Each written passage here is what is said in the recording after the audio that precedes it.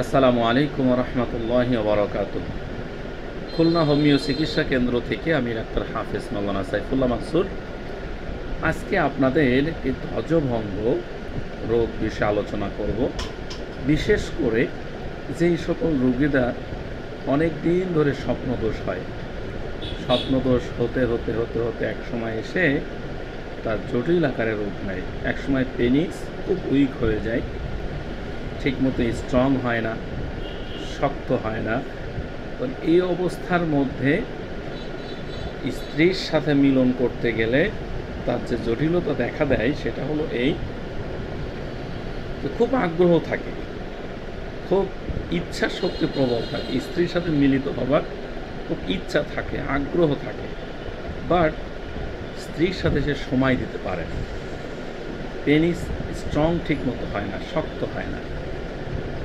এই অবস্থায় তিনি অত্যন্ত লজ্জিত হয়। বিশেষ করে এই রোগীর যদি এরকম কোনো লক্ষণ থাকে যে আগ্রহ আছে কিন্তু পারছে না। আবার আরেকটা চমৎকার কিছু লক্ষণ আছে, এই রোগীগুলো যখন ঘুমিয়ে থাকে তখন তাদের পেনিস স্ট্রং হয়, কিন্তু যখন ঘুম থেকে উঠে যায় তখন পেনিসটা দুর্বল হয়ে যায়।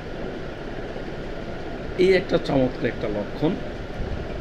আর একটা লক্ষণ এই রোগীর মধ্যে আছে, সেটা হলো খুব ভুলে যাওয়ার প্রবণতা আছে। একটু আগে একটা কাহিনী হয়েছে, কিংবা কালকে খাবার খেয়েছে, দুপুরে খেয়ে আসছে, বিকালবেলা বলতে পারতেছে।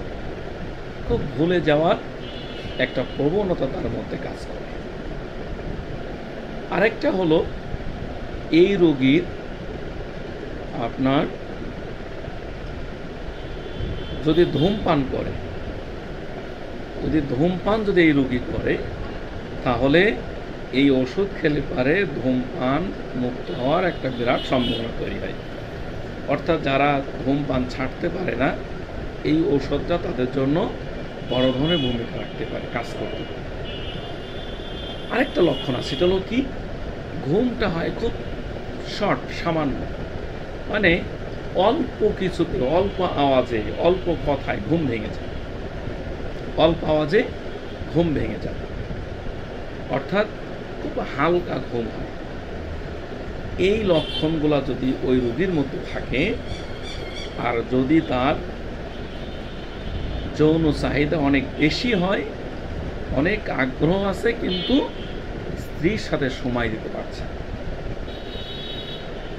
আরেকটা হলো যে যদি এই রোগীর বীর্যপাত যদি কম হয়, বীর্যের পরিমাণ কমে গেছে, তাহলে এই রোগী যদি এরকম সমস্যা থাকে, তাহলে হোমিওপ্যাথিতে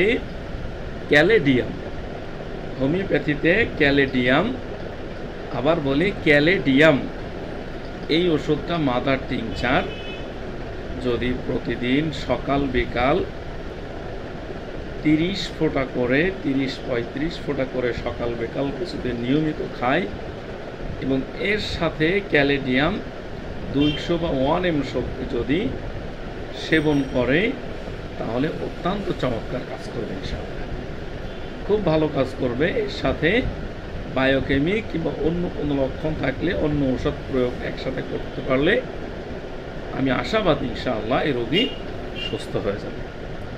আশা করি আমার ভিডিওটা বুঝতে পেরেছেন।